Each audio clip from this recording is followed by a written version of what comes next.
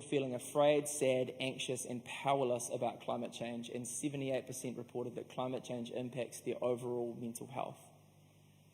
I so agree with this last statement. Churches are well positioned to engage youth on creation care while pointing them to the hope that we have in Jesus. Not only do I believe that there is a biblical imperative, part of being an image-bearing human, something that's core to our vocation is taking seriously this role of leading the whole of creation into worship through our care and stewardship, our kaitiakitanga and rangatiratanga over it. But I also believe that churches are really well positioned to be able to engage with not only youth, with everyone on creation care while pointing towards the robust hope that we have in Jesus. So let me summarize as I wrap up. Here's what we know. Young people are more technologically connected than ever, yet many young people also feel lonely, isolated, hopeless, scared, powerless, especially in relation to climate change. And simultaneously, in Christianity, there is an invitation into robust hope because of Jesus, and the invitation to partner with God in making his creation the type of place he always dreamed it could be. One of my favorite scriptures in the whole Bible happens in John 20, and it's just this beautiful little piece of narrative theology. Jesus has risen from the dead, and Mary's searching for him. And she finds him, and John says, thinking that he was the gardener. And of course, Jesus is the gardener. He is the first gardener of the new creation. He is everything that Adam should have been. He is the fulfillment of the human vocation. And then he sets the way and invites us to join with him in the big new garden that is the new creation that has been inaugurated in Jesus and will be fulfilled in his return. And the church is called to model and implement this good news while we wait for his return. So why do I think the church is so well positioned for this? Well, this is what the research tells us. It's that young Christians have an overwhelming desire for the church to do more on the topics of climate change and nature loss. They are looking for mentoring, action, and spiritual guidance. And more than that, as we head towards what could be a pretty bleak future, they are looking for hope. And I think we can find it in Jesus. Simply put, if you didn't want to listen to my whole talk, or you've just clicked and joined the live stream now, I can summarize the whole thing. Actually, I can't. John Stott can. Creation care is not an optional add-on to Christian discipleship, but an essential part of it. We cannot claim to love God without loving what he has made. Simply put, to be a disciple of Jesus means taking the care of creation seriously. There's this incredible organisation here in Christchurch called Why Would I Trust, actually. I can see Tish here who works for them. They put it so simply. They say, healing the whenua heals the tangata.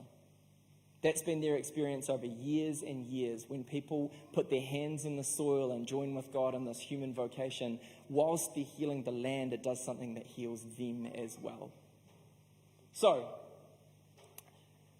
this doesn't mean that everyone should get chickens or live in a tiny home or only ever ride a bicycle or refuse to use soft plastics or recycle their soft plastics or plant fruit trees or get solar panels or eat less meat or plant native trees or buy an electric car or have shorter showers or install a composting toilet. However, it just might be that as part of following Jesus, that as part of a disciple, one of the things that God is actually inviting you into is to get chickens or live in a tiny home or only ever ride a bicycle or refuse to use soft plastics or plant fruit trees or get solar panels or eat less meat or plant native trees or buy an electric car or have shorter showers or maybe even installing a composting toilet. I'm less interested in specifically going, what does it mean to follow Jesus into how we care for creation? What I am interested in is people being open and willing to see the care of creation as a core aspect of what it means to be a disciple of Jesus. If you're sitting here going, okay, so you've opened a rabbit hole, what can I do? I'm going to do some shameless self-promotion here.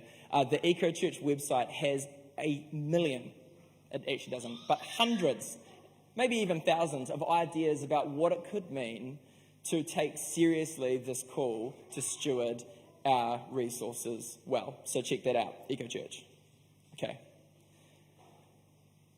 So, look, I don't know. I don't know how you feel about all of this. I don't know what's stirring inside of you. Maybe it's nothing. But maybe, just maybe, by the church stepping into its Genesis 1, Genesis 2, Psalm 8 mandate, stepping into its God-given vocation of kaitiakitanga and rangatiratanga of ngā mea katoa, of the whenua, maybe, just maybe, more people might find themselves engaging with the good news of Jesus if it was embodied by the church caring for our planet. May we find Jesus with our hands in the soil. Let me pray. E hoa e tō mātawariki, anō te nui o te, tō ingoa ki te whenua katoa.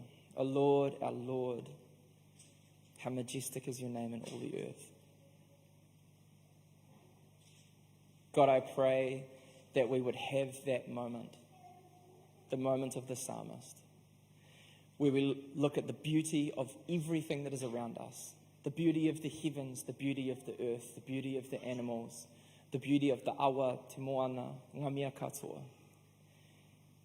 And we would realize that you have given us the responsibility to naki and to tiaki, to care and protect, to till and to keep and preserve for everyone and everything. Jesus, as we marvel at that invitation, I pray that right now, in this moment, you would speak to us about what our next step is. You would remind us of something you've reminded us of before, or you would speak a new word to us, that you would invite us into a new aspect of what it looks like to follow you.